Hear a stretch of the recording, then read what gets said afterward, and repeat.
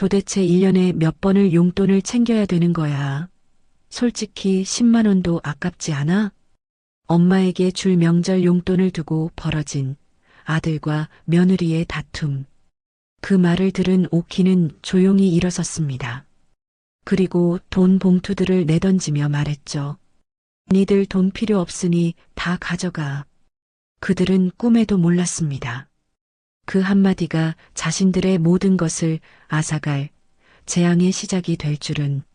지금부터 한 어머니가 돈의 노예가 된 자식들에게 내리는 가장 완벽한 복수의 이야기가 시작됩니다. 추석을 하루 앞둔 박오키의 부엌은 명절의 설렘이 가득한 공간이었습니다. 가스레인지 위 넓은 팬에서는 노릇한 녹두전이 지글지글 세상에서 가장 맛있는 소리를 내며 익어가고 있었어요. 오키는 익숙한 손놀림으로 전을 뒤집다 말고 문득 손을 멈췄습니다. 아이고, 반죽이 부족하겠네. 냉장고에 계란 좀 더 꺼내와야겠다. 냉장고 문을 열었을 때 달걀판에 달걀은 하나도 남아있지 않았습니다. 어머나, 달걀이 다 떨어졌네. 오키는 앞치마에 손을 닦으며 안방 쪽을 향해 말했습니다. 방 안에서는 큰아들 준영과 며느리 미숙이 저녁 식사 후 텔레비전을 보고 있었죠. 준영아, 미숙아, 나 잠깐 앞에 마트 좀 다녀올게. 전 부치려는데 달걀이 뚝 떨어졌네. 네, 어머님. 밤길 위험한데 조심해서 다녀오세요. 방 안에서 미숙의 퉁명스러운 대답 소리가 들려왔습니다. 오키는 씁쓸한 미소를 지으며 현관으로 향했어요. 신발을 신고 현관문을 여는 순간 외투 주머니를 더듬던 손이 허공에서 멈췄습니다. 가장 중요한 지갑을 싱크대 위에 두고 나온 것이었죠. 아차, 지갑. 오키는 다시 현관문을 닫고 서둘러 집 안으로 다시 들어섰습니다. 바로 그 순간 안방에서 새어나오는 며느리의 목소리가 그녀의 발걸음을 현관에 그대로 얼어붙게 만들었습니다. 어머님, 나가셨어? 응, 현관 문 닫히는 소리 들리던데? 짜증이 가득 섞인 며느리 미숙의 목소리였습니다. 오키는 자신도 모르게 현관벽 뒤로 몸을 숨기고 숨을 죽였습니다. 아니, 도대체 1년에 몇 번을 용돈을 챙겨야 되는 거야. 어버이날, 생신, 명절 2번, 진짜 뭔 놈의 행사가 이렇게 많아? 오키의 심장이 쿵 하고 바닥으로 떨어지는 듯 했습니다. 우리 엄마 병원비도 빠듯한데 어떻게 이번에 당신 어머니 용돈을 더 드리자는 말이 쉽게 나와? 당신 정말 제정신이야? 미숙은 마치 참았던 울분을 한꺼번에 터뜨리는 사람처럼 악을 쓰듯 소리쳤습니다. 세상이 무너지는 듯한 충격이었습니다. 도련님네는 사업한다, 뭐한다, 펑펑 돈 써대면서 잘만 사는데 왜 우리만 맨날 이렇게 돈에 쪼들려서 쩔쩔매야 하냐고. 그녀의 울음 섞인 고함에 준영이 마지못해 대답하는 소리가 들려왔습니다. 미숙아, 제발 목소리 좀 낮춰. 혹시라도 어머니가 다시 들어오시면 어떡해. 이제 나가셨는데 뭘 벌써 들어와. 아들의 목소리에는 아내를 나무라는 기색보다 그저 이 상황이 들킬까봐 전전긍긍하는 비겁함이 서려 있었어요. 그리고 좀 들으시면 어때? 내가 뭐 틀린 말 했어? 이 집에서 개고생하면서 어머님 모시고 사는 게 누군데? 모시고 살고 용돈 챙겨드리고 무슨 상전이 따로 없어. 알았어. 알았으니까 좀 진정 좀 해.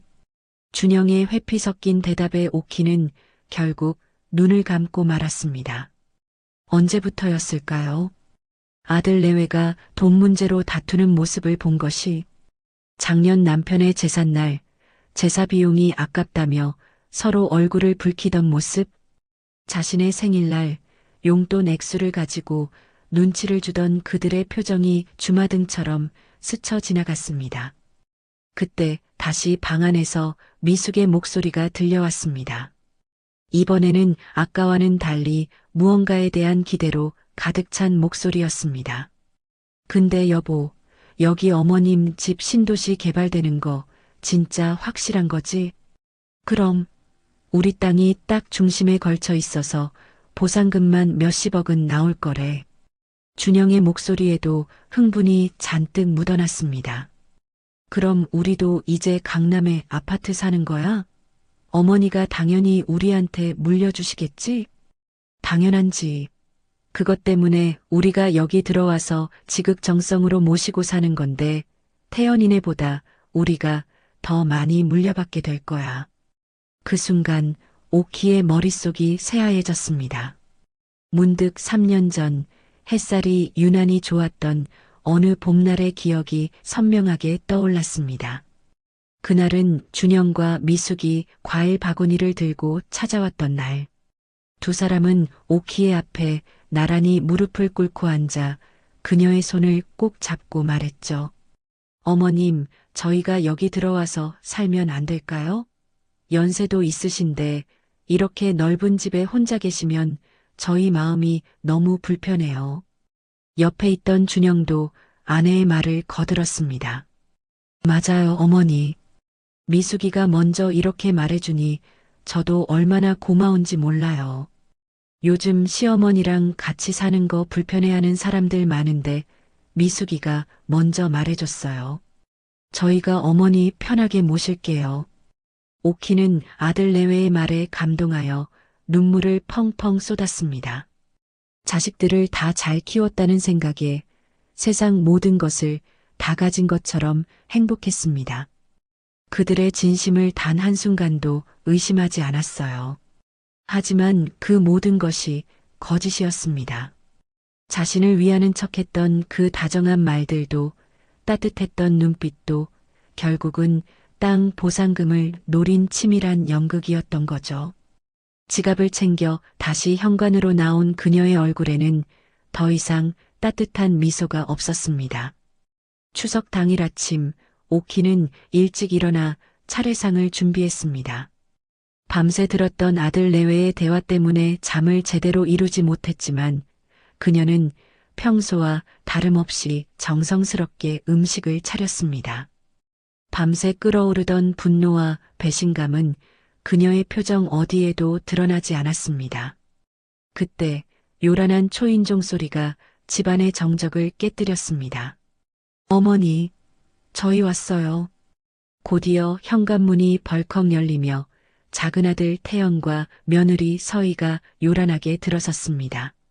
서희의 양손에는 누가 봐도 값비싸 보이는 명품 쇼핑백들이 주렁주렁 들려 있었고 태연은 커다란 고급 과일 상자를 가슴에 안고 있었습니다. 엄마, 잘 계셨어요? 저희가 와서 도와드리려고 했는데 벌써 이렇게 다 준비하셨네. 태연이 너스레를 떨며 어머니 오키에게 다가와 안겼습니다. 서희는 남편의 뒤를 따라 거실로 들어서며 고개만 살짝 숙여 인사했습니다. 어머님 건강하시죠? 그러면서 그녀의 눈은 재빠르게 거실 구석을 훑었습니다. 형 잘 지냈어? 형수님 오랜만에 봬요. 태연이 소파에 앉아 굳은 표정으로 자신들을 보고 있는 준영 부부를 발견하고는 멋쩍게 인사했습니다. 그래, 어서 와. 준영이 못마땅한 표정으로 짧게 대답했습니다.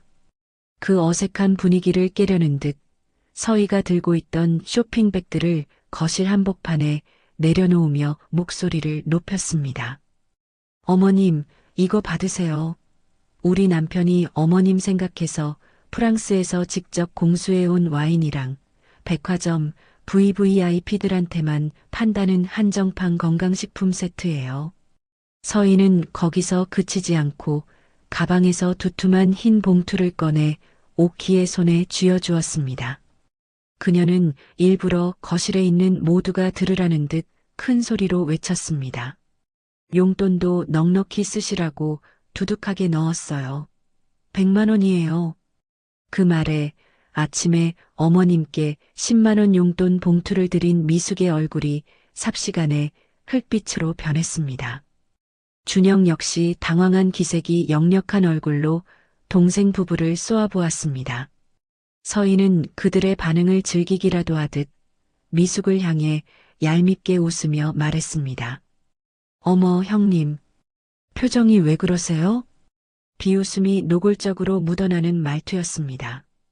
싸늘하게 얼어붙은 공기 속에서 미숙이 입술을 깨물며 자리에서 일어섰어요. 동서, 지금 그게 무슨 말버릇이야? 어머나, 죄송해요. 저는 그냥 형님 표정이 안 좋으셔서 오해하셨나 보네. 서희가 전혀 미안하지 않은 표정으로 어깨를 으쓱하며 말했습니다. 그 모습에 참고 있던 준영의 분노가 터져 나왔습니다.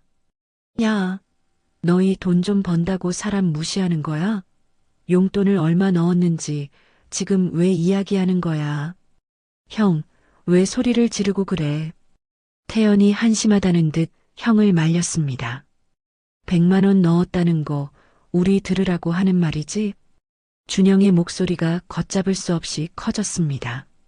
그러자 태연도 더는 참지 않겠다는 듯 차가운 목소리로 맞받아쳤습니다. 무슨 말을 하는 거야? 100만 원 넣었으니까 넣었다고 말씀드리는 거지. 형은 이번에 또 10만 원 넣었어? 뭐라고? 준영의 얼굴이 시뻘개졌습니다. 그때였습니다. 그만들 해라.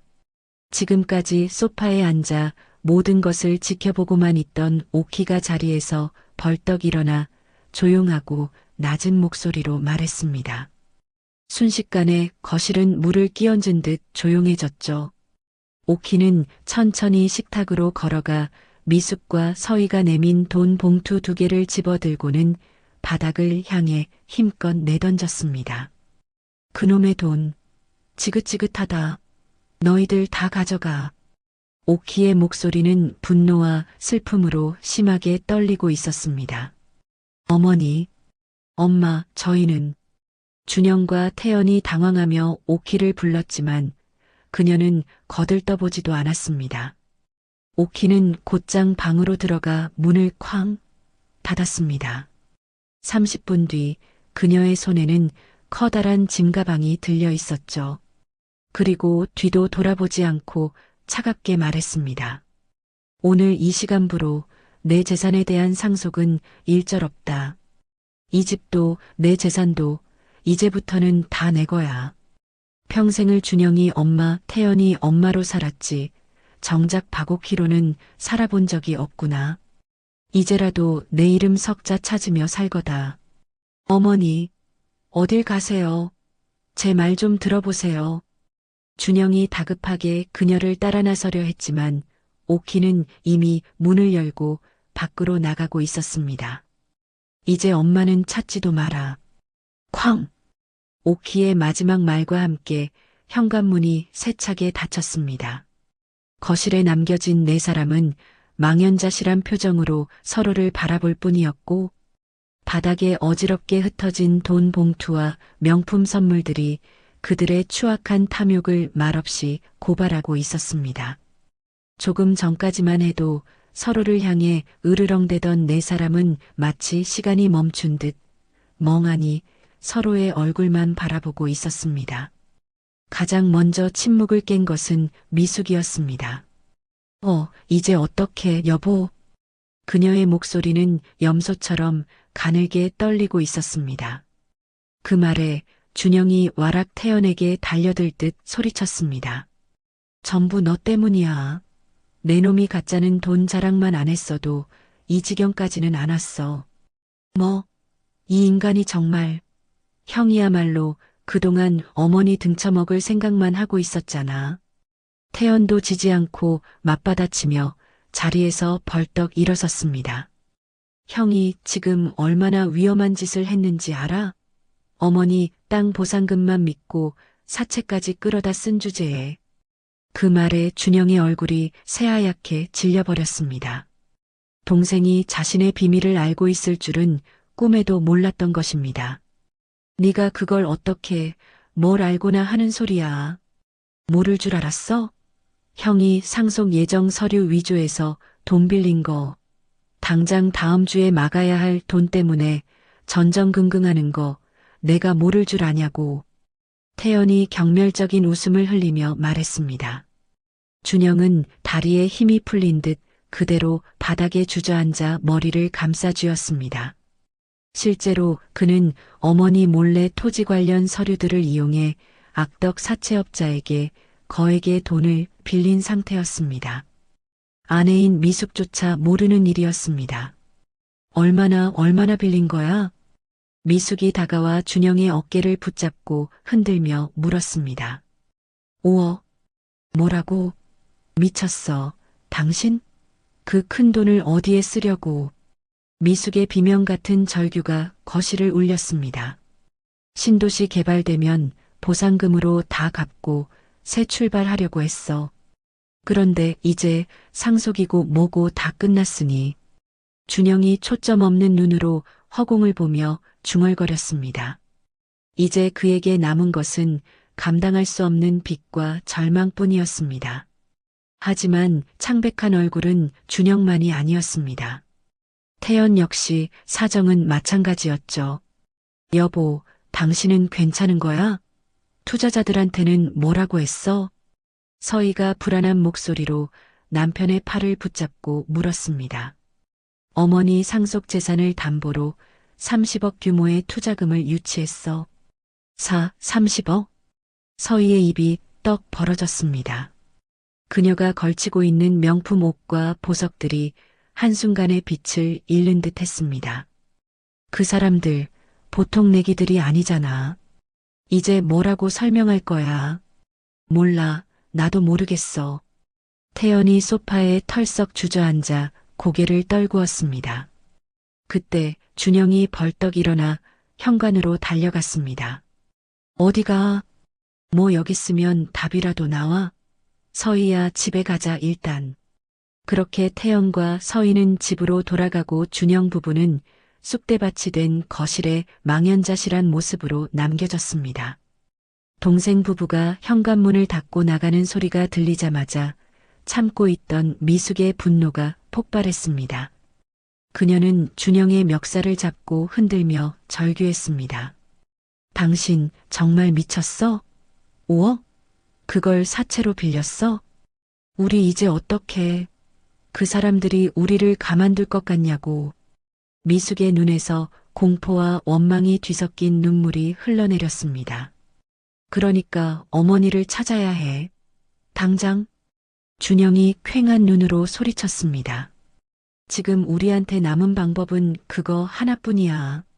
어머니를 찾아서 무릎 꿇고 손이 발이 되도록 빌어야 한다고.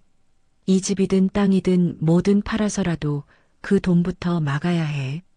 안 그러면 우리 정말 죽어.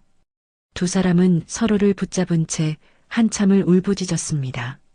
자식들의 탐욕이 핥히고 간 집을 뒤로한 박옥희 여사는 정처 없이 발걸음을 옮겼습니다. 명절 당일의 아침 거리는 텅 비어 있었고 오직 선물 꾸러미를 든 채 종종 걸음으로 어딘가로 향하는 사람들만이 그녀의 외로운 여정을 스쳐 지나갔습니다. 오키는 텅 빈 버스 정류장 의자에 앉아 무릎 위에 놓인 핸드백만 말없이 내려다보았습니다. 잠시 후 도착한 버스에 무작정 몸을 실은 그녀는 행선지조차 정하지 않은 채 그저 이 지옥 같은 현실에서 멀어지고 싶다는 생각뿐이었습니다. 다음 정류장은 해운대 방면입니다. 무심코 흘러나온 버스 안내방송에 오키는 고개를 들었습니다. 해운대. 그 이름은 수십 년 전 남편과 단둘이 고된 시장 일을 접고 처음으로 떠났던 여행의 추억이 떠올랐습니다. 오키는 홀린 듯 버스에서 내려 해운대행 시외버스에 다시 몸을 실었습니다. 2시간을 넘게 달려 도착한 작은 바닷가 마을은 명절의 소란함이 비껴간 듯 고요하고 평화로웠죠. 그녀는 낡은 민박집들이 늘어선 좁은 골목길을 따라 천천히 걸으며 오래된 친구 인자의 집을 찾아 나섰습니다. 낡은 철문을 두드리자 곧 익숙한 얼굴이 문을 열고 나왔습니다. 누구, 어머, 오키야. 문을 연 인자는 명절 아침에 예고 없이 나타난 친구의 모습에 크게 놀랐습니다. 인자야. 친구의 얼굴을 보는 순간 지난밤부터 억지로 눌러왔던 모든 감정이 한꺼번에 터져 나왔습니다. 오키의 눈에서 뜨거운 눈물이 쉴 새 없이 흘러내렸습니다. 세상에, 이게 무슨 일이야? 일단 어서 들어와, 응? 인자가 깜짝 놀라 오키를 부축해 집 안으로 이끌었습니다. 그녀는 오키를 따뜻한 소파에 앉히고는 걱정스러운 얼굴로 물었습니다. 추석인데 아들네랑 같이 있어야지. 여긴 어쩐 일이야? 오는 길에 연락이라도 한번 주지. 인자야, 나 아들들하고 싸웠어. 오키가 어린아이처럼 어깨를 들썩이며 흐느꼈습니다. 도대체 무슨 싸움을 했길래 네가 이 명절에 집을 나와 여기까지. 돈, 전부 다 그놈의 돈 때문이야. 오키가 고개를 떨구며 말했습니다. 인자는 더 이상 묻지 않고 따뜻한 대추차를 끓여와 오키의 손에 쥐어주었습니다. 김이 모락모락 피어오르는 찻잔의 온기가 오키의 얼어붙은 마음을 조금씩 녹여주었죠.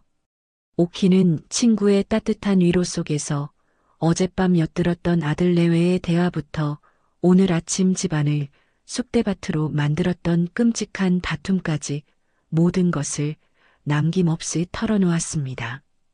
어떻게 자식들 입에서 그런 말이. 모든 이야기를 들은 인자가 기가 막힌다는 듯 한숨을 내쉬었습니다. 내가 뭘 잘못 키운 걸까, 인자야? 내가 뭘 그리 잘못했지? 오키가 눈물을 닦으며 자책했습니다. 인자는 오키의 어깨를 감싸 안으며 말했습니다. 네가 뭘 잘못해. 자식들이 변한 거지. 돈에 눈이 멀어서. 그렇게 며칠을 인자의 집에서 무기력하게 보냈습니다. 어느 날 밤 뜬 눈으로 밤을 지새우는 오키의 방문을 인자가 조심스럽게 열고 들어왔습니다. 또 잠 못 자는구나. 응. 자꾸만 그날 일이, 그 애들 목소리가 귓가에 맴돌아. 오키가 어둠 속에서 천장을 바라보며 말했습니다. 이거 한번 열어봐. 인자가 작은 나무 상자 하나를 오키의 이불 위에 올려놓았습니다. 이게 뭐야? 내 남편 유품이잖아. 오래전에 네가 나한테 맡겨뒀던 거. 이젠 네가 가지고 있는 게 맞을 것 같아서. 오키는 떨리는 손으로 상자를 받아들었습니다. 상자 안에는 먼지 쌓인 옛날 사진 몇 장과 손때 묻은 낡은 가계부, 그리고 누렇게 빛바랜 편지 한 통이 들어 있었습니다. 남편이 시장에서 채소 가게를 하며 환하게 웃고 있는 사진을 보자 또다시 눈물이 핑 돌았습니다.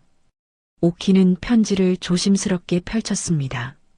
남편의 투박하지만 정겨운 글씨체가 눈에 가득 들어왔습니다. 사랑하는 오키에게, 혹여 내가 당신보다 먼저 세상을 뜨거든 너무 슬퍼마오. 내가 당신과 아이들에게 남기는 것은 단순히 돈 몇 푼이 아니라 우리가 함께 땀 흘려온 부끄럽지 않은 마음이요. 오키는 편지를 읽어내려가며 숨죽여 울었어요. 언젠가 우리 아이들이 살다가 힘든 날이 오거든 아비가 정직하게 읽어낸 이 재산이 아이들의 욕심을 채우는 도구가 아니라 다시 일어설 수 있는 버팀목이 되어주길 바라오. 여보. 오키는 편지를 가슴에 끌어안고 남편의 이름을 불렀습니다. 돈보다 사람이 재산이라고 입버릇처럼 말하던 남편의 목소리가 귓가에 생생하게 들리는 듯 했습니다. 그 사람의 진심과 마주하자 슬픔보다 더 큰 무언가가 가슴속에서 차오르기 시작했죠. 대체 어디서부터 이렇게 된 걸까? 내 아들들이 어쩌다 돈의 노예가 되어버린 걸까? 오키가 젖은 눈으로 인자를 바라보며 물었습니다. 오키야, 지난 일은 이제 중요하지 않아. 중요한 건 이제 네가 앞으로 어떻게 할 거냐는 거야. 인자가 오키의 손을 따뜻하게 잡아주며 말했습니다. 오키는 창밖의 밤바다를 바라보았습니다. 어둠 속에서도 끊임없이 밀려왔다 부서지는 파도를 보며 그녀는 남편의 편지를 다시 펼쳤습니다. 인자야, 나 내 남편의 유산을, 그 사람이 남긴 진짜 유산을 지켜야겠어. 오키의 목소리에는 더 이상 슬픔의 흔적이 남아있지 않았습니다. 그 자리에는 남편의 진정한 뜻을 지켜내야 한다는 차갑고도 단단한 사명감이 자리 잡고 있었습니다. 남편의 편지를 가슴에 품은 오키의 흐릿한 시야 위로 햇살이 유난히 따사롭던 20년 전 어느 토요일 오후의 풍경이 선명하게 떠올랐습니다. 그 시절 오키의 남편 김대철이 운영하던 시장 골목의 작은 채소 가게는 늘 사람들로 북적이는 활기찬 공간이었습니다. 정직상회라는 이름처럼 우직한 간판을 내건 가게였죠. 비록 가게는 작고 허름했지만 김대철의 성실함과 정직함은 그 어떤 큰 가게보다 환한 빛을 뿜어내며 손님들의 발길을 끌어모았습니다. 아이고, 김 사장, 오늘 물건 좋네. 알배추 한 통 줘봐요. 어서 오십시오, 형님. 오늘 새벽에 밭에서 막 뽑아온 겁니다. 제일 좋은 놈으로 드리겠습니다. 대철은 흙 묻은 손으로 땀을 닦으며 사람 좋은 미소를 지었습니다. 그의 손을 거쳐가는 채소들은 유난히 더 싱싱하고 맛있어 보였습니다. 가게가 가장 바쁜 토요일 오후 앳된 얼굴의 두 아들, 준영과 태연이 아버지를 돕겠다며 가게로 찾아왔습니다.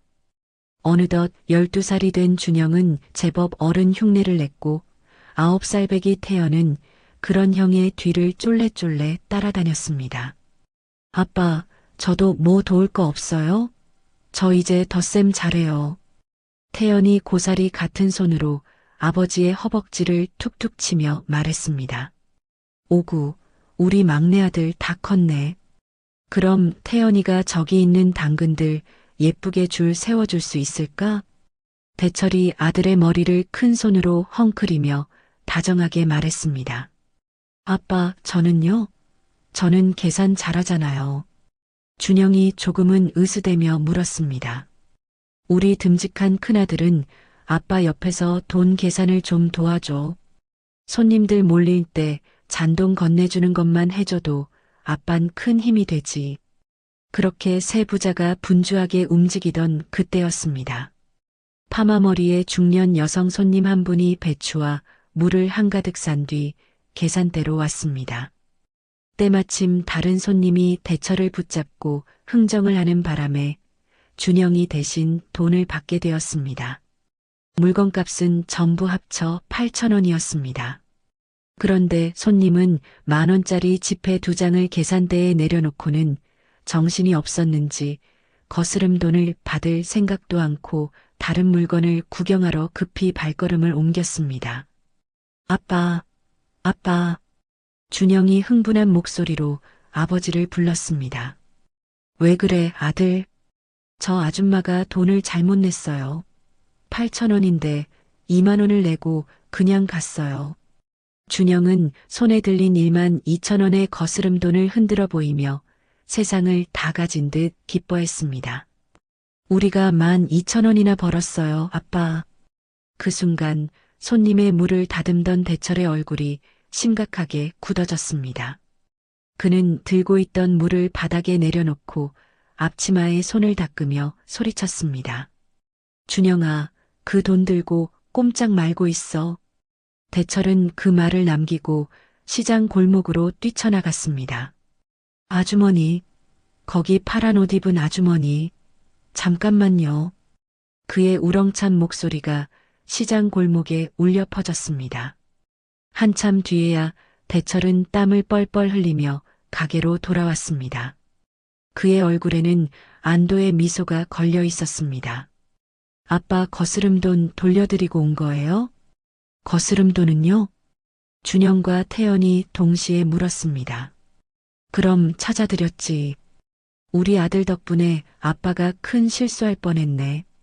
대철이 환하게 웃으며 대답했습니다. 그 모습에 준영이 실망한 목소리로 투덜거렸습니다. 에이, 그냥 우리가 가지면 안 됐어요? 아줌마가 깜빡한 건데. 그 말을 들은 대철은 두 아들의 눈높이에 맞춰 조용히 무릎을 꿇고 앉았습니다. 준영아, 태연아, 아빠 눈 좀 봐봐. 네, 아빠. 돈 몇 푼 더 버는 것보다 100배, 1000배는 더 중요한 게 뭔지 알아? 글쎄요, 맛있는 거 사 먹는 거요? 태연이 고개를 갸웃하며 묻자 대철이 웃으며 고개를 저었습니다. 바로 신용이라는 거야. 사람들이 정직 상의 김대철을 믿어주는 그 마음.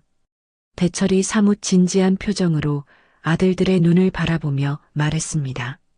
눈앞에 있는 작은 이익에 눈이 멀어서 그 믿음을 팔아버리면 나중에는 돈으로도 살 수 없는 더 큰 걸 잃게 되는 법이야. 더 큰 게 뭔데요? 준영이 여전히 이해가 안 된다는 얼굴로 물었습니다. 사람이 재산이지 돈이 재산이 아니란다, 아들. 대철이 두 아들의 어깨를 툭툭 치며 말했습니다. 우리 가게에 손님들이 왜 항상 많은지 알아? 물론 아빠가 파는 채소가 싱싱해서이기도 하지만 더 중요한 건 이 아빠를 믿기 때문이야. 저 양반은 절대 우리를 속이지 않는다는 그 믿음. 아빠는 그 믿음 하나로 평생을 살아온 사람이란다. 그날 저녁 고된 하루를 마치고 집에 돌아온 대철은 오키에게 낡은 서류 봉투 하나를 내밀었습니다. 여보, 이게 뭐예요? 도시 외곽에 있는 땅 문서야. 오늘 등기 이전하고 오는 길이야. 이렇게나 외진 곳에 쓸모없는 땅을 왜 사셨어요? 우리 가게 넓힐 돈도 부족한데. 오키가 의아해하며 물었습니다. 그러자 대철이 오키의 손을 따뜻하게 잡으며 말했습니다. 여보, 우리가 평생 남 속이지 않고 정직하게 땀 흘려번 돈으로 저 땅을 샀어. 지금 당장은 아무 쓸모없어 보이는 돌밭처럼 보여도 언젠가는 저 땅이 우리 아이들을 지켜줄 가장 정직하고 든든한 재산이 될 거야. 정직한 재산이요? 응. 허황된 욕심으로 부풀린 돈이 아니라 우리 아이들이 인생에서 정말 힘들고 어려울 때 다시 일어설 수 있는 버팀목이 되어줄 그런 재산 말이야. 아이들이 나쁜 길로 빠지지 않고 바른 길을 갈 수 있도록 지켜주는 그런 재산. 창밖의 어둠을 바라보는 남편의 깊은 눈을 보며 오키는 그의 뜻을 전부 헤아릴 수는 없었지만 그 안에 담긴 진심만은 오롯이 느낄 수 있었습니다. 당신은 정말 나보다 훨씬 큰 세상을 보는 것 같아요. 오키가 남편의 넓은 어깨에 조용히 기댔습니다. 그때는 미처 알지 못했습니다. 돈 너머에 있는 가치를 볼 줄 알았던 남편의 그 깊은 뜻이 훗날 어떤 의미로 자신에게 돌아오게 될지를 말입니다.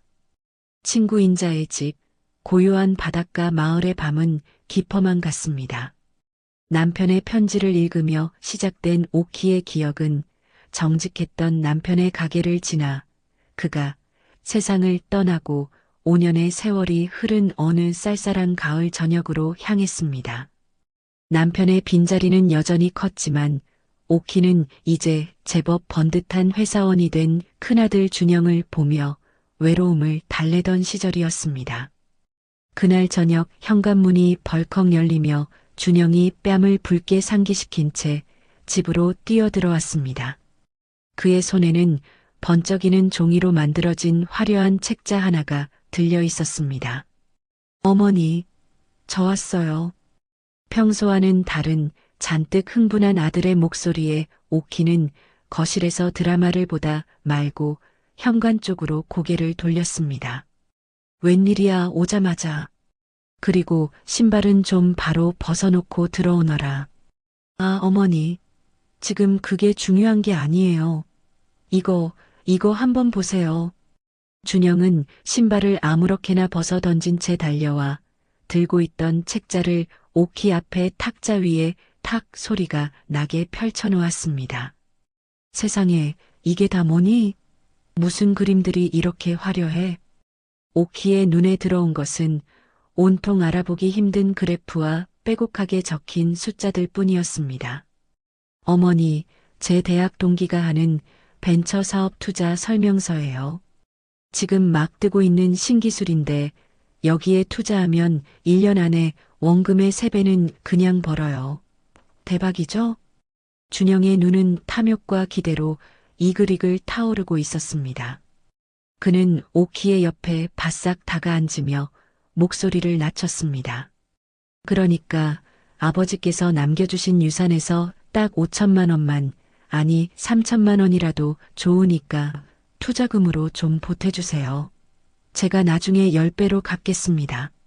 오키는 아들의 들뜬 얼굴과 눈앞의 화려한 책자를 번갈아 보았습니다. 고수익 보장, 성공 신화 같은 단어들이 그녀의 눈을 어지럽혔지만 마음 한구석에서는 불안한 감정이 스멀스멀 피어올랐습니다. 마치 모래 위에 지은 성처럼 위태로워 보였습니다. 준영아. 오키가 책자를 조용히 밀어내며 아들을 불렀습니다. 내 아버지는 늘 말씀하셨다. 내 손으로 직접 땀 흘려번 돈이 아니면 그건 진짜 내 돈이 아니라고. 그 말에 준영의 얼굴에서 미소가 싹 가셨습니다. 어머니, 제발 그 옛날 이야기 좀 그만하세요. 준영이 조급한 목소리로 탁자를 손가락으로 탁탁 두드리며 말했습니다. 요즘 세상에 누가 그렇게 미련하게 돈을 벌어요? 이건 정보화 시대라고요. 아무리 그래도 그렇지. 듣도 보도 못한 회사에 어떻게 큰 돈을 맡기니. 위험한 일 아니냐? 오키의 걱정스러운 물음에 준영이 답답하다는 듯 가슴을 쳤습니다. 전혀 위험하지 않아요. 제 친구는 이미 이걸로 돈방석에 앉았다고요. 어머니는 저 못 믿으세요? 준영은 오키를 설득하려 했지만 그녀는 요지부동이었습니다. 그래도 세상 일은 모르는 거다. 내 아버지는 항상 돌다리도 두들겨보고 건너셨어. 아버지, 아버지, 아버지. 준영이 갑자기 자리에서 벌떡 일어나 소리쳤습니다. 그의 목소리에는 참아왔던 불만이 가득 담겨 있었습니다. 아버지처럼 살아서 뭐가 남았는데요? 평생 시장 바닥에서 남 좋은 일만 시키다가 병만 얻고 돌아가셨잖아요. 김준영.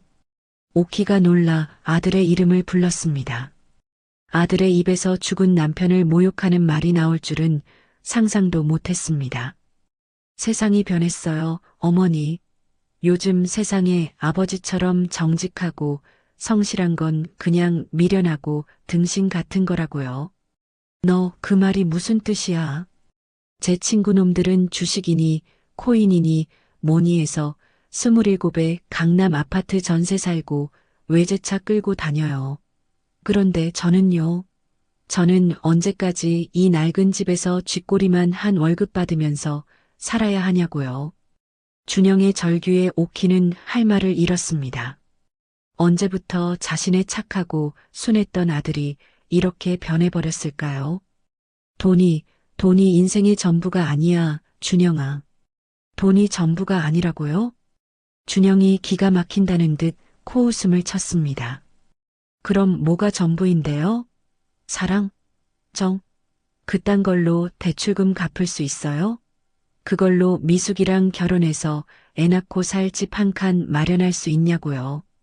오키는 아들의 낯선 모습에 심장이 쿵 내려앉는 것 같았습니다. 아버지의 가르침을 벌써 잊은 거야? 아버지의 가르침으로 밥이 나와요. 옷이 나와요? 어머니야말로 제발 현실을 좀 보세요.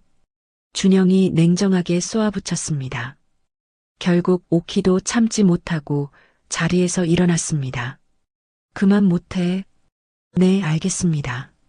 그만할게요. 준영이 바닥에 떨어진 투자 설명서를 주워들며 말했습니다. 어머니께서 안 도와주셔도 돼요. 이제 제가 알아서 할 거니까.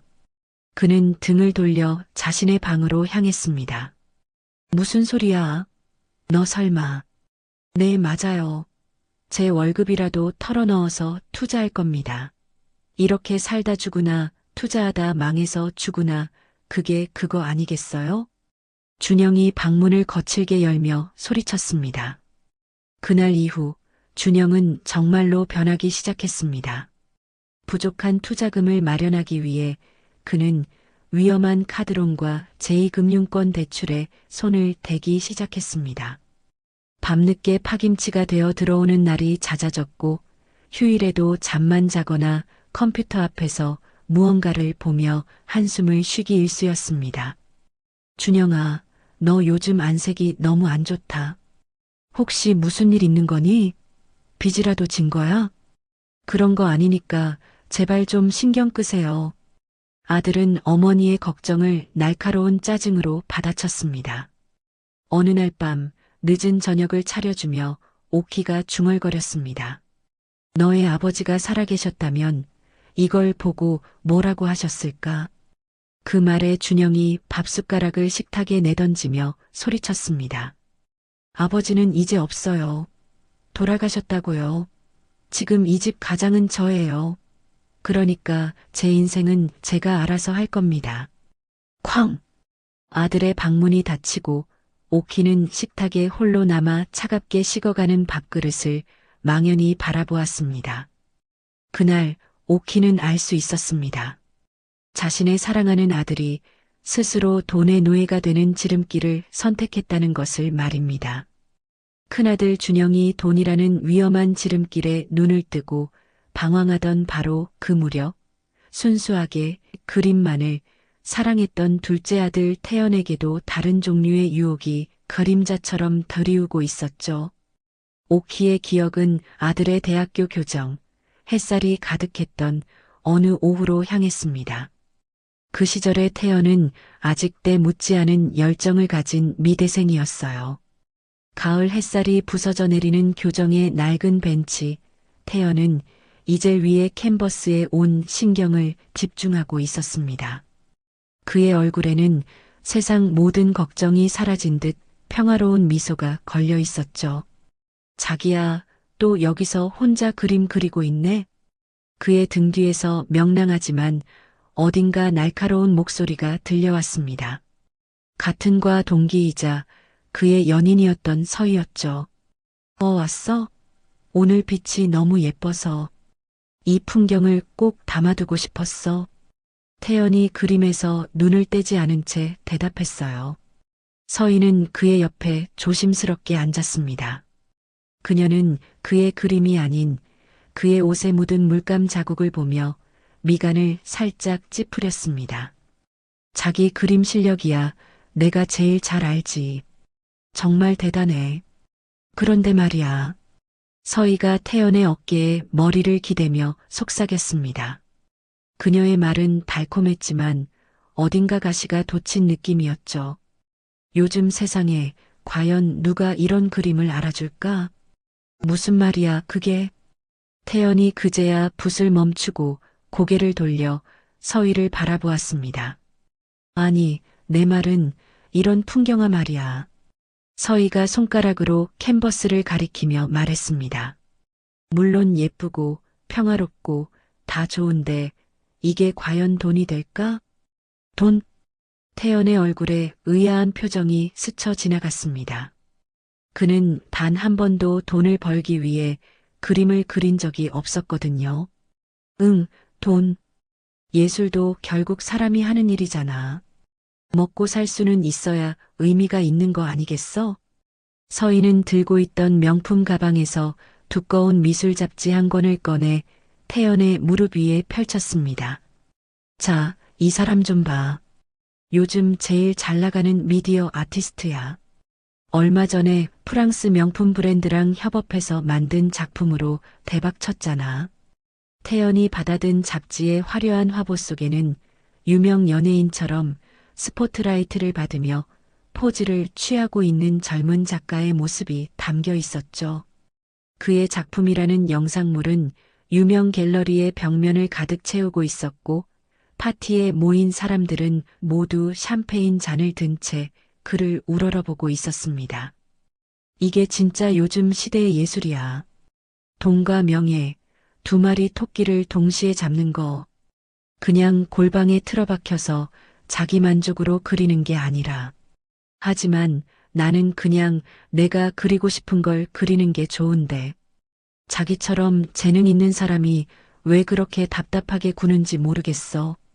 이런 유명한 사람들이랑 인맥만 잘 터놓으면 자기는 금방 성공할 텐데. 서희의 말은 달콤했지만 태연의 순수한 열정 속으로 스며드는 독과 같았어요. 그 순간 태연은 자신의 캔버스와 물감 묻은 손, 낡은 작업복이 처음으로 부끄럽고 초라하게 느껴지기 시작했습니다. 서희야, 너는 어떻게 그런 걸 그렇게 잘 알아? 나는 처음 듣는 이야기들인데. 우리 아빠가 국내에서 손에 꼽히는 갤러리를 운영하시거든. 그래서 이런 업계 사정은 내가 훤하지. 서희가 아무것도 아니라는 듯 어깨를 으쓱하며 자랑스럽게 말했습니다. 그녀는 태연의 팔짱을 꼭 끼며 그의 귓가에 속삭였습니다. 그러니까 자기만 마음먹으면 내가 얼마든지 성공의 길로 이끌어줄 수 있어. 그로부터 몇 주 후, 오키는 아들이 보고 싶어 태연의 자취방을 겸한 작은 작업실을 찾아갔습니다. 하지만 그녀가 마주한 공간은 예전의 그곳이 아니었어요. 한때는 완성된 그림과 미완성된 캔버스, 물감 냄새로 가득했던 열정의 공간은 온데간데 없었죠. 한쪽 구석에 먼지 쌓인 이젤과 캔버스들만이 처량하게 나뒹굴고 있었습니다. 방 한가운데에는 커다란 컴퓨터 모니터만이 차가운 빛을 내뿜고 있었어요. 태연아, 이게 다 뭐냐? 그림들은 다 어디에 두고? 오키가 어리둥절한 얼굴로 방을 둘러보며 물었습니다. 아, 엄마, 어서 오세요. 태연이 멋쩍게 웃으며 자리에서 일어났습니다. 그림은 잠깐 쉬고 있어요. 잘 그리던 그림을 왜 쉬어? 요즘은 이것보다 훨씬 더 중요하고 바쁜 일이 생겼거든요. 태연이 자신의 뒤에 있는 컴퓨터 모니터를 가리키며 말했습니다. 그의 목소리는 예전과 다른 흥분과 야망으로 가득 차 있었죠. 무슨 일인데 그래? 서희랑 같이 사업 하나 시작하기로 했어요. 아트 펀딩 사업이라고, 쉽게 말해서 돈 되는 예술을 하는 거죠. 태연은 신이 나서 화면에 뜬 사업 계획서를 보여주며 설명했습니다. 보세요, 엄마. 이런 식으로 유망한 작가들을 발굴해서 투자자들을 모으고 작품 판매 수익을 나누는 거예요.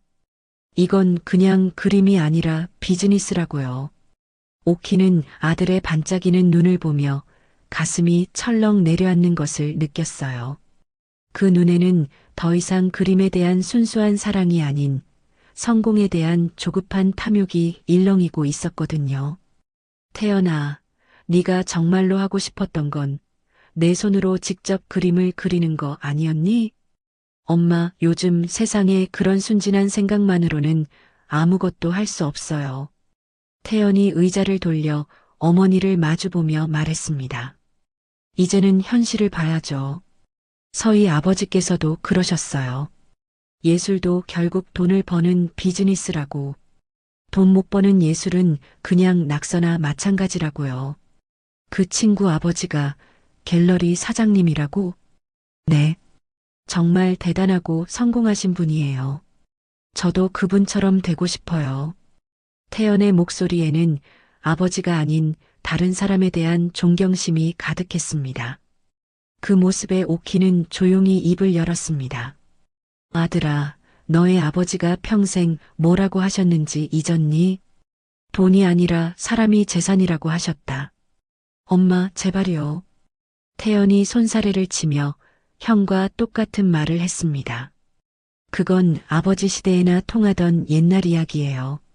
지금은 돈과 능력이 있어야 사람 대접받는 시대라고요. 오키는 더 이상 아무 말도 할 수 없었습니다.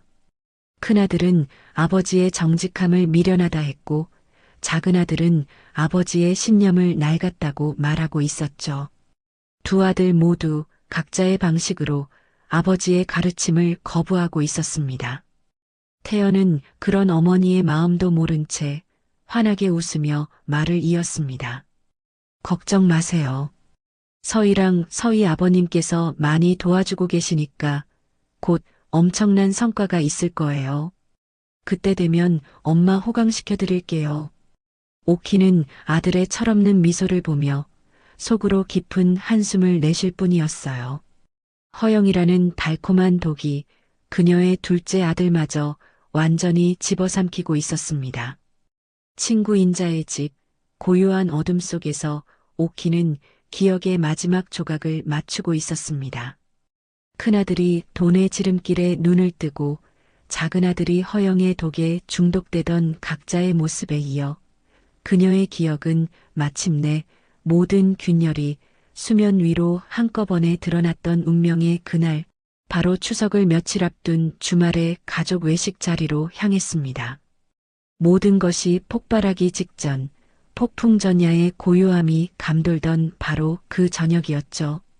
오랜만에 온 가족이 함께 식사라도 해야겠다며 오키가 먼저 두 아들 내외를 불러낸 자리였습니다. 어머님, 여기 정말 좋네요. 방도 조용하고 분위기도 고급스러워요. 가장 먼저 도착한 서희가 비싸 보이는 코트 자락을 휘날리며 한정식 집의 고풍스러운 실내를 둘러보며 말했어요. 그래, 가끔은 이렇게 다 같이 얼굴 보고 밥도 먹고 해야지. 오키가 부드러운 미소와 함께 대답했습니다.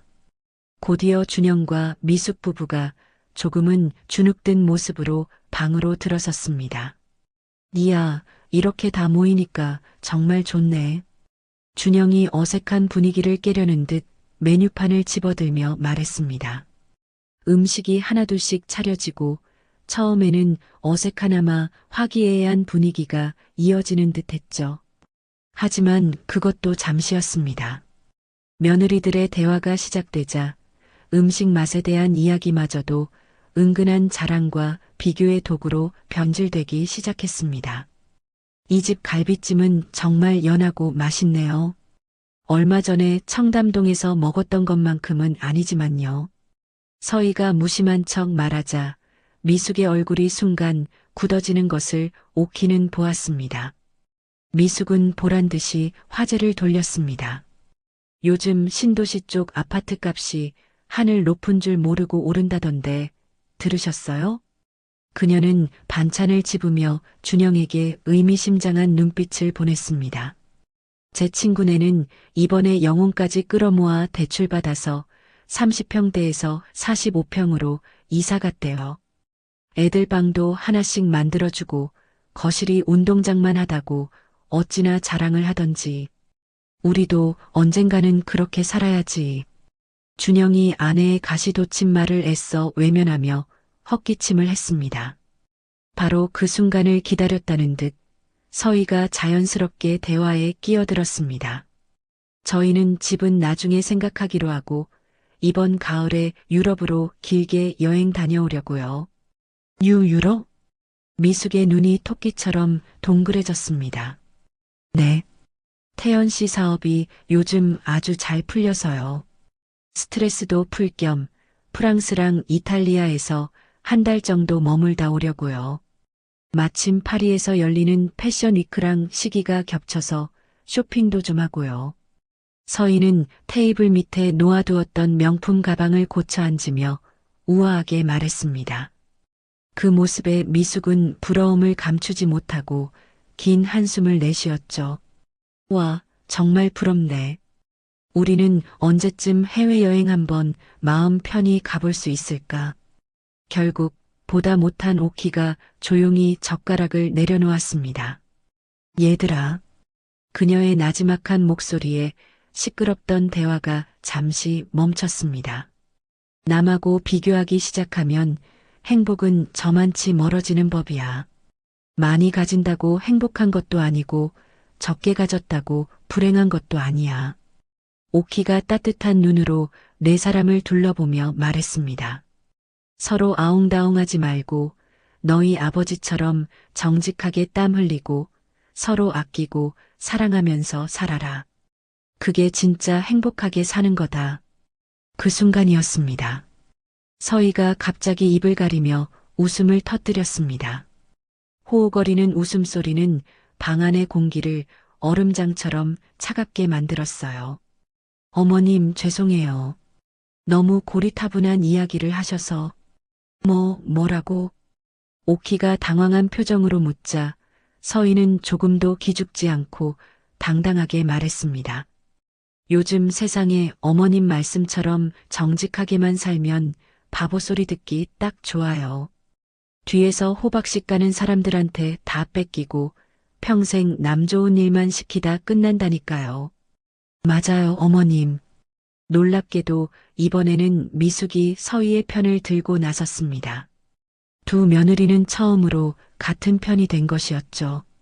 똑똑하고 약삭빠르게 자기 실속은 자기가 챙겨야 살아남는 세상이잖아요. 오키는 거대한 충격에 휩싸였습니다. 더욱 기가 막혔던 것은 자신의 배로 낳은 두 아들, 준영과 태연이 아내들의 말에 단 한마디 반박도 하지 않는다는 사실이었습니다. 오히려 그들은 당연하다는 듯 고개를 끄덕이고 있었어요. 준영아, 너도 내 아내와 생각이 같으냐? 오키의 떨리는 목소리가 큰아들을 향했습니다. 어머니, 그게 요즘 세상이 돌아가는 게 그렇긴 해요. 준영이 어머니의 눈을 피하며 우물쭈물 대답했습니다. 태연이 너는? 엄마, 저도 현실적으로 생각해야죠. 서희 말이 틀린 건 아니잖아요. 태연 역시 멋쩍게 웃으며 아내의 편을 들었습니다. 오키의 온몸에서 힘이 빠져나가는 기분이었습니다. 서희는 와인잔을 우아하게 홀짝이며 쐐기를 박았습니다. 어머님 시대의 가치관하고 지금 저희 시대는 많이 다르니까요. 지금은 정직함보다는 능력이 훨씬 더 중요해요. 돈 버는 능력 말이에요. 내 시대? 네. 태연 씨도 이제 어엿한 사업가인데 언제까지 순진한 예술가처럼 굴 수는 없잖아요. 투자자들도 만나고 하려면 좋은 차도 끌어야 하고 명품 시계도 차야 대접받는다고요. 서희가 남편의 팔을 쓰다듬으며 말하자 태연이 형을 바라보며 거들었습니다. 맞아요, 형. 형도 회사만 너무 믿지 말고 다른 쪽으로도 좀 더 적극적으로 알아봐. 월급만 모아서는 평생 가도 강남에 아파트 못 사. 오키는 네 사람의 대화를 들으며 자신이 외딴 섬에 홀로 버려진 기분이었습니다. 평생을 지켜온 남편의 유산과 가르침이 자식들 앞에서 조롱거리로 전락하는 순간이었죠. 어머님, 너무 걱정 마세요. 저희가 알아서 잘할게요. 돈 많이 벌어서 어머님 용돈도 두둑하게 챙겨드리고 효도 관광도 보내드릴게요. 네, 엄마. 저희만 믿으세요. 태연이 해맑게 웃으며 말했습니다. 오키는 애써 입꼬리를 올려 미소를 지어 보였지만 마음속에서는 이미 무언가 단단히 부서져 내리고 있었습니다. 추석 아침에 터져나왔던 그 모든 분노와 절망은 사실 이미 이날 저녁에 시작된 것이나 다름없었죠. 자, 그럼 우리 모두의 성공과 부를 위해서 건배할까요? 서희가 잔을 높이 들자 세 사람이 기다렸다는 듯 잔을 부딪혔습니다. 쨍하는 소리가 오키의 귀에는 유리 깨지는 소리처럼 아프게 들려왔습니다. 네 사람은 환하게 웃고 있었지만 오키는 끝내 잔을 들지 않았습니다. 이미 그녀의 마음은 싸늘하게 식어가고 있었습니다. 친구 인자의 집, 고요한 어둠 속에서 오키는 길고 긴 기억의 여행을 마쳤습니다. 남편의 정직했던 삶, 그리고 그 삶을 배신하고 탐욕의 길을 선택한 두 아들의 모습을 모두 퍼즐처럼 꿰어 맞춘 그녀의 눈은 며칠 전과는 완전히 다른 빛을 띠고 있었죠.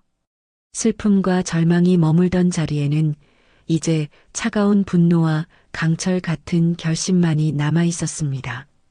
그녀는 손에 들려있던 남편의 빛바랜 편지를 정성스럽게 접어 가슴품에 넣었습니다. 인자야. 오키가 나지막이 친구를 불렀습니다. 그 목소리에는 더 이상 눈물의 흔적이 남아있지 않았어요. 응? 왜 이제 속은 좀 괜찮아? 부엌에서 따뜻한 차를 내오려던 인자가 걱정스러운 얼굴로 돌아보았습니다. 부탁이 하나 있어. 혹시 법적인 문제로 상담할 만한 믿을 만한 사람 좀 알아봐 줄 수 있겠니? 오키의 목소리는 너무나도 차분하고 단호해서 오히려 인자가 더 놀랄 정도였습니다. 법적인 문제? 갑자기 그건 왜? 내 남편 오랜 친구 중에 변호사 하는 분이 있다고 했지? 오키는 인자의 질문에 대답하는 대신 자신의 말을 이었습니다. 아, 박명진 변호사 말하는구나. 있기는 한데, 오키야, 무슨 일인지 말이라도 좀 해줘. 내가 다 불안하네. 부탁이야, 인자야. 딱 한 번만 만나게 해줘. 만나서 이야기하면 너도 다 알게 될 거야. 친구의 간절하면서도 흔들림 없는 눈빛에 인자는 더 이상 묻지 못하고 고개를 끄덕였습니다. 이틀 후, 오키는 부산 시내의 한적한 변호사 사무실에서 인자의 소개로 박명진 변호사와 마주 앉았습니다. 박 변호사는 인자 남편의 오랜 친구답게 젠틀하고 인자한 인상의 중년 신사였죠. 그는 오키가 털어놓는 기구한 사연을 단 한 번도 말을 끊지 않고 끝까지 묵묵히 들어주었습니다. 모든 이야기가 끝나자 그는 깊은 한숨을 내쉬며 안경을 벗어 닦았습니다. 정말 안타까운 일이군요. 저도 자식 키우는 입장에서 남의 일 같지가 않습니다. 두 아드님이 어쩌다가 그렇게까지. 변호사님, 오키가 그의 말을 끊으며 상체를 앞으로 기울였습니다. 그녀의 눈빛은 슬픔에 잠긴 노파의 것이 아니라 모든 것을 건 장수의 눈빛과 같았어요. 저는 제 남편이 평생 피땀으로 일군 재산을 지키고 싶습니다. 그리고 그 재산이 제 자식들의 탐욕에 의해 더럽혀지는 것을 막고 싶습니다. 그녀는 가방에서 남편의 편지 사본과 땅 문서 등 관련 서류들을 꺼내 책상 위에 가지런히 정리했습니다. 제 자식들이 제 재산에 단 한 푼도 손대지 못하게 하면서 동시에 제 남편의 정직했던 삶의 뜻을 기릴 수 있는 방법. 그런 방법이 있겠습니까? 오키의 질문에 박 변호사는 잠시 생각에 잠겼습니다. 그는 오키가 내민 서류들과 그녀의 단호한 얼굴을 번갈아 보았죠. 자녀분들의 상속권을 법적으로 완벽하게 차단하면서 재산을 공익적인 목적으로 활용한다. 그가 잠시 고민하더니 이내 무릎을 탁 치며 말했습니다. 방법이 있습니다, 어머님. 아주 좋은 방법이 있습니다. 그게 무엇입니까? 재산 전체를 공익 신탁하시는 겁니다. 그리고 그 신탁 재산을 기반으로 두 분의 숭고한 뜻을 기리는 문화재단을 설립하시는 거죠. 박 변호사가 확신에 찬 목소리로 설명했습니다. 이렇게 되면 재산의 법적 소유권은 어머님이 아닌 재단으로 넘어가고 어머님께서는 이사장으로서 재산을 운용하시게 됩니다. 법적으로 자녀분들은 재단 재산에 일절 관여할 수 없게 되어 완벽한 방어막이 생기는 셈입니다. 그 말을 듣는 오키의 눈이 빛났습니다. 자신이 원하던 바가 바로 그것이었습니다. 그렇게 해주십시오. 변호사님, 오키가 망설임 없이 대답했습니다. 그녀의 결단력에 박 변호사는 내심 감탄했습니다. 며칠 후 오키는 박 변호사와 함께 가정법원을 찾았습니다. 재단 설립 절차에 앞서 아들들이 재산을 함부로 처분하거나 권리를 주장하지 못하도록 상속재산 처분금지 가처분 신청을 하기 위해서였습니다. 차가운 대리석 복도를 걷는 오키의 걸음에는 한치의 망설임도 없었죠. 생각보다 이례적으로 빠른 결정이 날 것 같습니다. 법원 청사를 나오며 박 변호사가 말했습니다. 네, 정말입니까? 네. 상속인들의 과도한 재산권 분쟁을 미연에 방지하고 망자의 유지를 받들려는 공익적 목적이 뚜렷하여 법원에서 긍정적으로 검토한 듯합니다.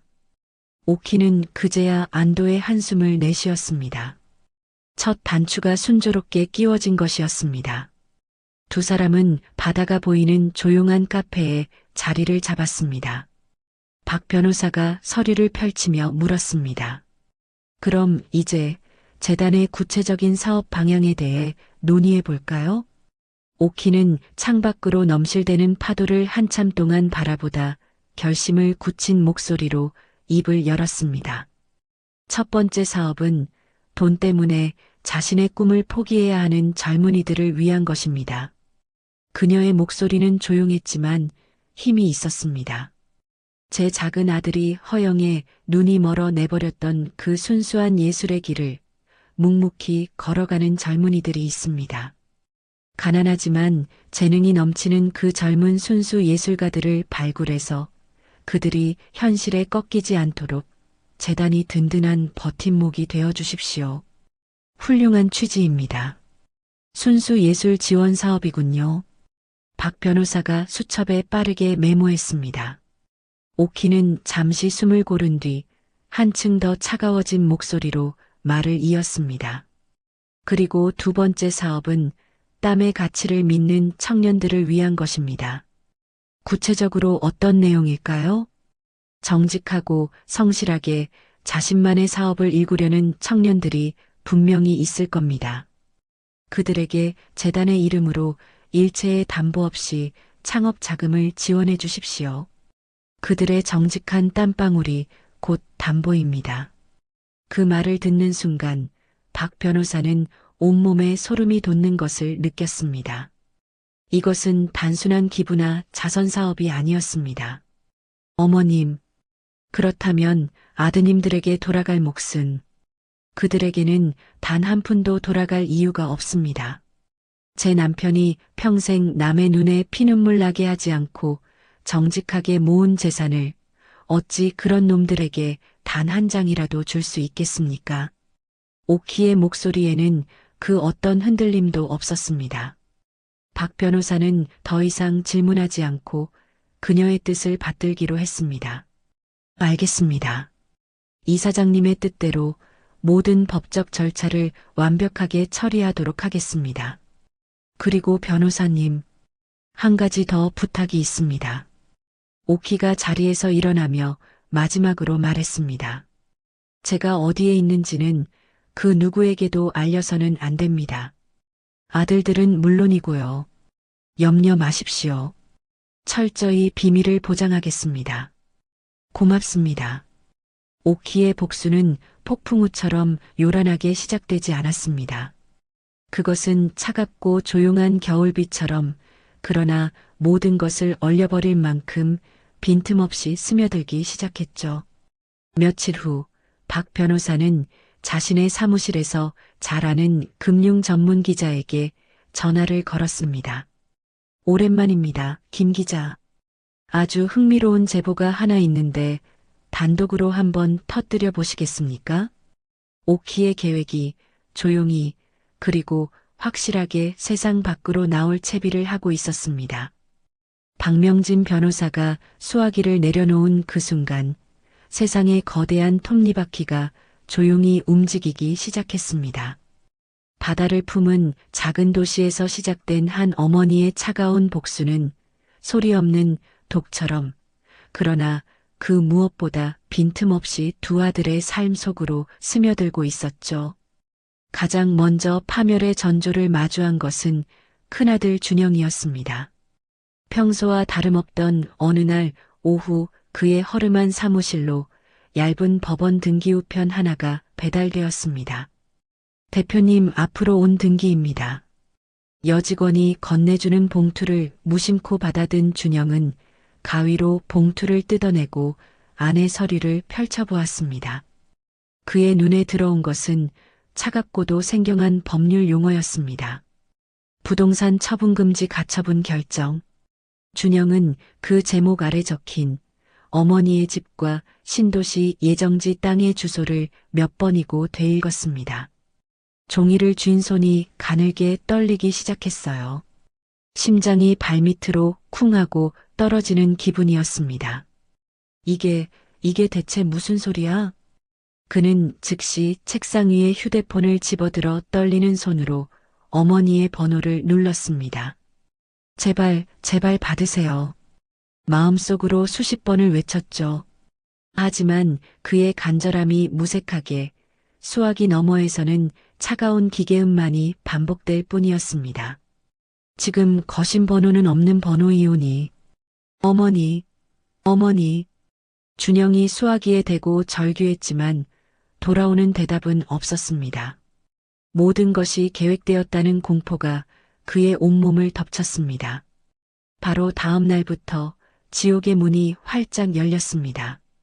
약속한 날짜가 다가오자 사채업자 최 실장에게서 전화가 걸려왔습니다. 김준영 대표님, 좋은 아침입니다. 평소와 달리 싸늘하게 가라앉은 최 실장의 목소리에 준영의 등에서는 식은땀이 흘러내렸습니다. 아, 네, 최 실장님. 안녕하셨습니까? 글쎄요, 저는 별로 안녕하지가 못해서요. 시장에 아주 재미없는 소문이 돌던데 대표님 담보에 큰 문제가 생겼다는 얘기 말입니다. 법원에서 처분금지 딱지를 붙였다면서요? 오해입니다. 실장님, 그건 정말 잠깐의 오해입니다. 오해? 최 실장이 비웃었습니다. 김준영 씨, 당신 어머니가 전 재산을 묶어버렸다는 건 이제 이 바닥 사람들은 다 아는 사실이야. 당신, 나한테 사기친 거였어? 아닙니다. 제가 어머니를 다시 설득해서. 됐고, 최 실장이 그의 말을 잘랐습니다. 약속한 날짜, 다음 주 금요일까지 원금 5억에 이자까지 완벽하게 정리해. 만약 그날까지 돈이 안 들어오면 내가 직접 당신 회사로 수금하러 갈 테니까 그렇게 알아. 최 실장은 전화뿐만 아니라 행동으로도 준영을 옥죄기 시작했습니다. 그가 거래하던 모든 업체에 김준영은 상속 문제로 곧 부도날 사기꾼이라는 악성 루머를 퍼뜨렸죠. 소문은 눈덩이처럼 불어나 준영의 모든 돈줄을 막아버렸습니다. 그리고 일주일 후 최 실장의 예고는 잔혹한 현실이 되었습니다. 점심시간이 막 지난 사무실에 말쑥한 양복 차림의 최 실장과 문짝만한 덩치의 사내들이 들이닥쳤습니다. 김준영 씨, 이자가 많이 밀렸던데 오늘이 약속한 날이죠? 최 실장은 마치 자기 사무실인 양 소파에 앉아 다리를 꼬며 말했습니다. 남아있던 몇 안 되는 직원들이 공포에 질려 두 사람을 바라보았어요. 실장님, 제발 며칠만 더 시간을 주십시오. 준영이 직원들이 보는 앞에서 최 실장의 발치에 무릎을 꿇고 애원했습니다. 시간?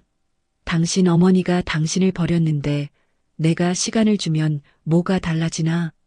최 실장은 차갑게 웃으며 자리에서 일어났습니다. 그날 이후 준영의 사무실은 텅 빈 폐허가 되었습니다. 투자자들은 등을 돌렸고 마지막까지 남아있던 직원들도 모두 짐을 쌌습니다. 같은 시기 둘째 태연의 몰락은 형의 것보다 훨씬 더 빠르고 극적이었습니다. 박명진 변호사가 기자에게 흘렸던 소스가 마침내 거대한 폭탄이 되어 터진 것입니다. 국내 최대 포털 사이트의 메인 화면에 그의 얼굴 사진과 함께 자극적인 제목의 기사가 대문짝만하게 걸렸습니다. 단독 유명 갤러리스트 장인 배경과 수십억대 상속 재산 미끼, 신종 아트 펀딩 사기 의혹.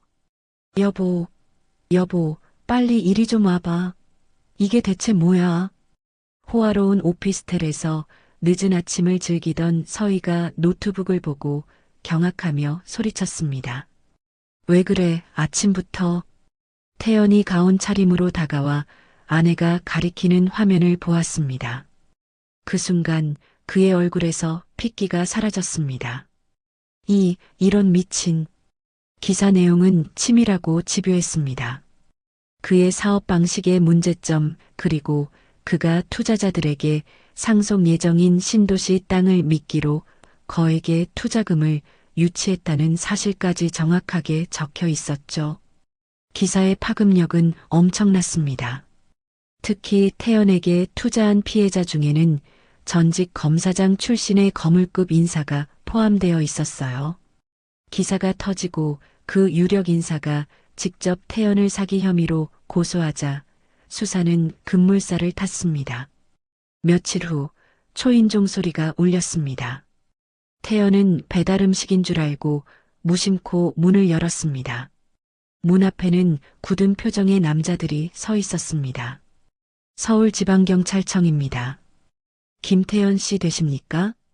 네. 경찰은 무슨 일로? 특정경제범죄가중처벌법상 사기 혐의로 발부된 체포영장입니다. 김태연 씨를 긴급 체포합니다. 자, 잠깐만요. 이건 오해입니다. 변호사를 부르겠습니다. 태연이 뒷걸음질 치며 소리쳤지만 이미 늦었습니다. 수사관들이 순식간에 집 안으로 들어와 그의 양팔을 붙잡았습니다. 묵비권을 행사할 수 있으며 변호사의 조력을 받을 권리가 있습니다. 지금부터 하시는 모든 말은 법정에서 불리하게 작용할 수 있습니다. 차가운 쇠붙이가 그의 손목에 감기는 순간 태연의 화려했던 세계는 신기루처럼 무너져 내렸습니다. 한때 그의 성공과 허영으로 가득 찼던 오피스텔은 압수수색으로 어지럽혀진 명품 옷가지들과 서류 더미 속에서 폐허처럼 보였습니다. 여보. 한쪽 구석에서 떨고 있던 서희가 남편을 불렀지만 태연은 대답할 수 없었습니다. 그의 뇌리에는 추석날 아침 집을 나서던 어머니가 남긴 메모의 한 구절만이 선명하게 떠오르고 있었습니다. 돈보다 더 소중한 것을 잃기 전에 깨닫거라. 하지만 그는 이미 모든 것을 잃은 후였습니다. 직업과 돈, 명예를 잃어버린 그들에게 남은 것은 서로의 배우자뿐이었으나 그녀들은 그들에게 썩은 동아줄에 불과했습니다. 준영의 사무실이 텅 비어버린 바로 다음 날 저녁이었습니다. 그는 마지막 남은 희망이라도 붙잡기 위해 아내 미숙의 앞에 무릎을 꿇고 있었어요. 미숙아, 제발 나 좀 도와줘. 응? 준영이 텅 빈 아파트 거실 바닥에 엎드려 아내의 발목을 붙잡고 애원했습니다. 하지만 그의 눈에 비친 미숙은 이미 거대한 여행 가방에 자신의 옷가지들을 차곡차곡 정리하고 있는 낯선 모습이었죠. 일어나. 미숙의 목소리에는 눈물 한 방울 섞여 있지 않았습니다. 그녀는 경멸이 가득 담긴 눈으로 바닥에 엎드린 남편을 벌레처럼 내려다보았습니다. 당신이 그렇게 무릎 꿇는다고 해결될 문제가 아니잖아. 구질구질하게 굴지 좀 마. 미수가 우리 결혼식장에서 맹세했잖아. 기쁠 때나 슬플 때나 부유할 때나 가난할 때나 함께 하자고. 내가 지금 너무 힘들어, 여보. 맹세? 미숙이 기가 막힌다는 듯 코웃음을 쳤습니다. 웃기지 마. 내가 믿었던 건 당신이라는 사람이 아니야. 당신 뒤에 있던 당신 어머니의 재산, 그리고 언젠가 터질 거라던 그 신도시 개발 보상금이었지. 뭐라고? 이제 당신이 가져올 수 있는 미래가 완전히 사라졌잖아. 그럼 우리 사이도 끝인 게 당연한 거 아니야? 미숙이 그의 손을 벌레 떼어내듯 차갑게 뿌리쳤습니다. 미숙아, 제발 내가 다 잘못했어. 다시는 안 그럴게. 나 더러운 손 치우라고. 미숙이 소리치며 뒷걸음질 쳤습니다. 5억이야, 5억. 당신 등 뒤에 붙은 빚만 5억이라고. 그런 남자한테 내 남은 인생을 어떻게 걸어? 나도 살아야 할 거 아니야. 다시 시작할 수 있어. 내가 노가다라도 뛸게. 우리 둘이 힘을 합치면. 힘을 합쳐? 미숙이 실성한 사람처럼 웃음을 터뜨렸습니다. 당신 지금 제정신이야? 사채업자들이 매일같이 전화해서 죽여버리겠다고 협박하고 집안 살림엔 온통 빨간 딱지가 붙게 생겼는데 뭘 합쳐? 내 인생까지 당신 빚구덩이에 쳐넣을 일 있어? 미숙은 마지막 옷가지를 쑤셔넣고는 캐리어의 지퍼를 거칠게 닫았습니다. 위자료 청구 소송은 안 할게. 당신한테 받아낼 돈도 없을 테니까. 그게 내가 당신한테 베푸는 마지막 잡이야. 알아들어? 그녀는 단 한순간의 미련도 없이 캐리어를 끌고 현관을 향해 걸어갔습니다. 미숙아, 가지마. 여보, 미숙아. 준영이 절규하며 그녀의 뒤를 쫓아갔지만 쾅 하는 소리와 함께 현관문은 무정하게 닫혔습니다. 같은 시각 작은 아들 태연의 아내 서희가 마주한 배신은 훨씬 더 빠르고 잔인하게 진행되고 있었습니다. 남편이 체포된 후 그녀는 참고인 조사를 위해 경찰서 조사실에 앉아 있었죠. 장서희 씨, 남편 김태연의 사기 행각을 정말 몰랐다고 주장하시는 겁니까? 담당 형사가 차가운 눈으로 그녀를 쏘아보며 물었습니다. 네. 저는 정말 아무것도 몰랐어요. 남편이 그냥 사업을 잘하는 줄로만. 하지만 남편이 벌어들인 범죄 수익금으로 수억 원대의 명품을 구입하고 해외여행을 다니셨더군요. 이 경우 서희 씨도 공범으로 처벌될 수 있다는 사실 알고 계십니까? 네. 공범이라니요? 서희의 얼굴이 새하얗게 질렸습니다. 사기죄 공모 혐의가 인정되면 가담 정도에 따라 최대 10년의 징역형까지 선고받을 수 있습니다. 어설프게 남편 감싸주려다 인생 망치는 분들 제가 한두 번 본 게 아니에요. 형사는 서희의 눈동자가 공포로 흔들리는 것을 놓치지 않고 회유의 미끼를 던졌습니다. 하지만 지금이라도 수사에 적극적으로 협조하신다면 제가 서희 씨의 딱한 사정을 검사님께 잘 말씀드려보죠. 정상 참작의 여지가 있을 겁니다. 한때 자신이 누렸던 모든 사치와 허영이 이제는 차가운 수갑이 되어 자신을 올가맬 수 있다는 공포. 서희는 잠시 망설였지만 결국 자신의 안위를 택했습니다. 김태연, 아니, 남편이 지금 어디에 숨어 있는지 알고 있습니다. 서희가 떨리는 목소리로 말했습니다. 정확한 주소를 알려주십시오. 서희는 형사가 내민 메모지에 떨리는 손으로 대학 친구의 별장 주소를 적어 내려갔습니다. 자신의 손으로 남편을 지옥으로 밀어넣는 순간이었습니다.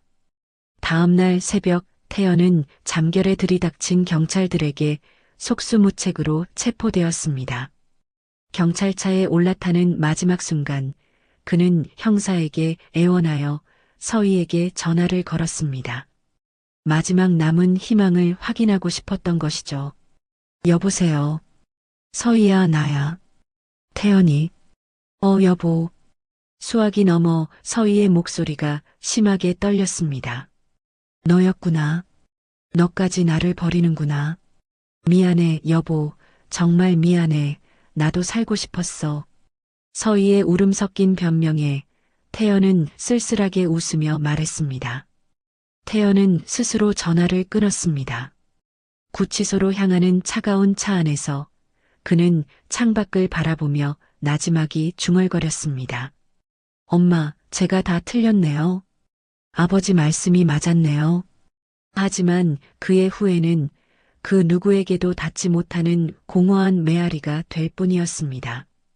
아내와 재산, 사회적 지위까지 모든 것을 잃고 나서야 두 아들이 마지막으로 떠올린 이름은 바로 어머니였습니다.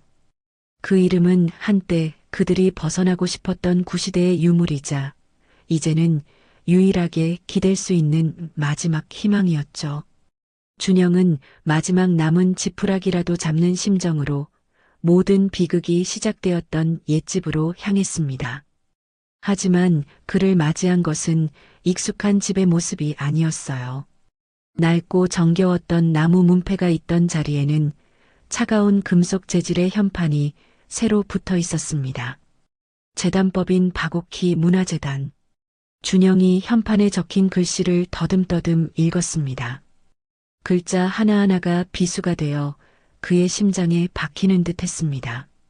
그가 떨리는 손으로 초인종을 누르자 문을 열고 나온 것은 낯선 얼굴의 관리인이었죠. 어떻게 오셨습니까? 용무가 없으시면 돌아가 주십시오. 저는 이 집 아들입니다. 어머니, 박옥희 여사님을 뵈러 왔습니다. 이곳은 개인주택이 아닌 재단법인 사무실입니다. 이사장님은 여기에 계시지 않습니다.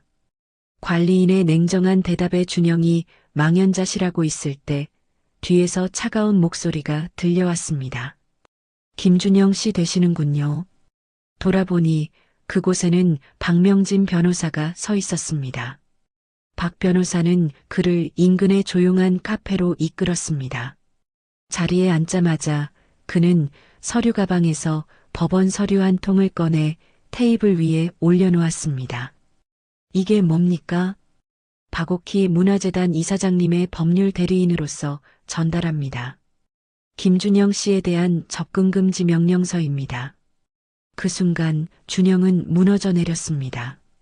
그는 의자에서 그대로 미끄러져 내려와 카페의 차가운 바닥에 무릎을 꿇었습니다.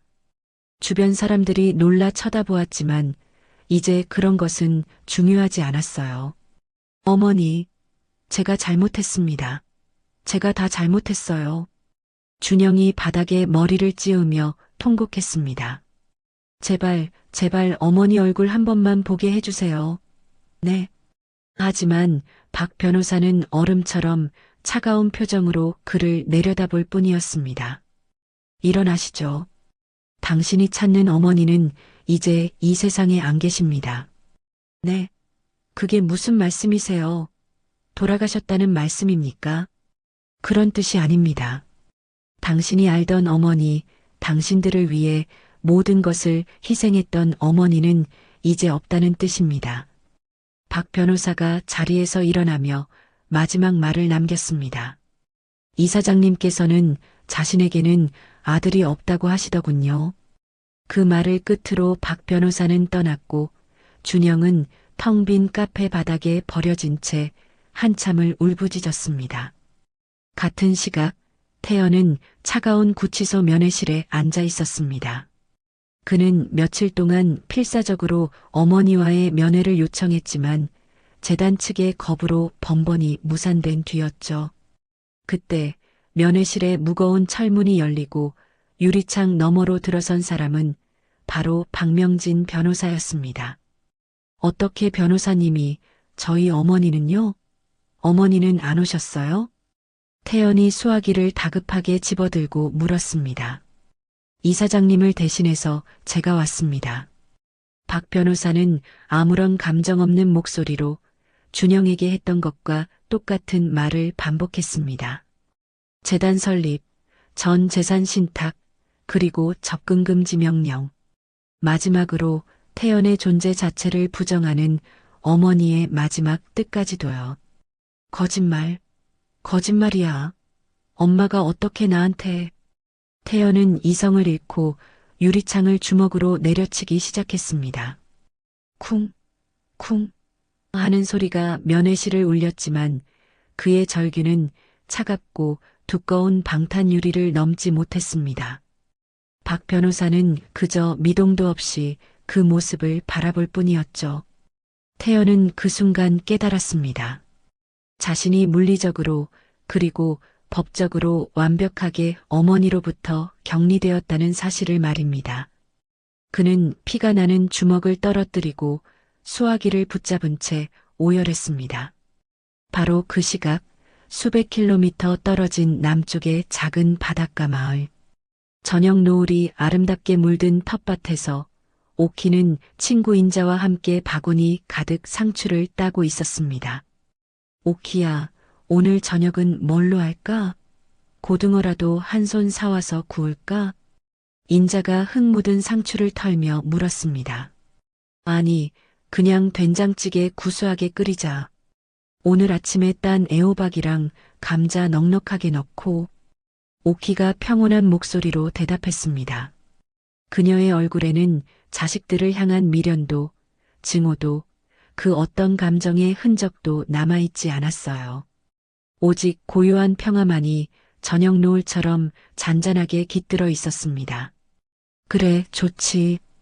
텃밭에서 갓 딴 상추에 밥 싸서 먹으면 꿀맛이겠다.